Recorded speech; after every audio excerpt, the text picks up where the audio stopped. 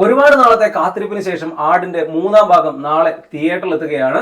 ആട് 1 തിയേറ്ററിൽ റിലീസ് ചെയ്ത് പരാജയപ്പെട്ടു പോയ ചിത്രമാണ്. പക്ഷെ പിന്നീട് അത് OTT-യിലും അതുപോലെ യൂട്യൂബിലും ഒക്കെ കണ്ട് വലിയ രീതിയിലുള്ള പ്രേക്ഷകർ അതിനുണ്ടാവുകയായിരുന്നു.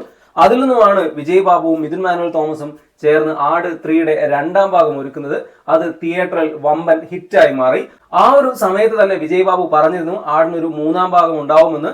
ആടിന്റെ മൂന്നാം ഭാഗത്തെ കുറിച്ച് വലിയ പ്രതീക്ഷകളാണ് ഉള്ളത്. ഒരു സീക്വൽ ചിത്രം എന്ന രീതിയിലും ത്രൂ ഔട്ട് എന്റർടൈനർ എന്ന രീതിയിലും ഷാജി പാപ്പൻ ഉൾപ്പെടെ ആ ചിത്രത്തിലെ എല്ലാ കഥാപാത്രങ്ങൾക്കുള്ള ആരാധക പിന്തുണയുടെ ഒക്കെ ബലത്തിൽ വലിയ ഇനീഷ്യലാണ് ആട് 3യിൽ നിന്ന് പ്രതീക്ഷിച്ചിരുന്നത്.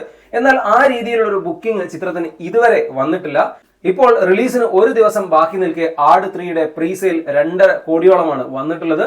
ഒരു പക്ഷേ എമ്പുരാന് ശേഷം മലയാളത്തിൽ നിന്ന് 10 കോടിയൊക്കെ ഫസ്റ്റ് ഡേ ഫിഗർ നേടുന്ന ചിത്രമായി ആട് 3 പലരും കരുതിയിരുന്നു. എന്നാൽ ആ പ്രതീക്ഷകളൊക്കെ തെറ്റിച്ചുകൊണ്ടാണ് ആട് 3യുടെ ബുക്കിംഗ് നടന്നിരിക്കുന്നത്.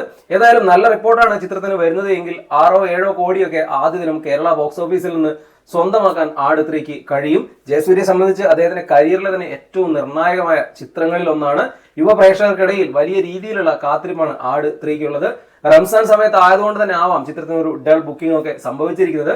മറ്റന്നാൾ പെരുന്നാൾ കൂടെ വരുന്നതോടെ ചിത്രത്തിന് വലിയ റിപ്പോർട്ടും കൂടെ വരികയാണ് എങ്കിൽ വമ്പൻ രീതിയിലുള്ള ബോക്സ് ഓഫീസ് കളക്ഷൻ സിനിമയ്ക്ക് നേടാൻ കഴിയും.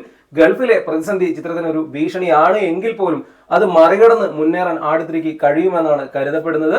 ഏതായാലും കാത്തിരിക്കാം ആട് 3യുടെ ഫസ്റ്റ് ഡേ ഫസ്റ്റ് ഷോയ്ക്ക് വേണ്ടി.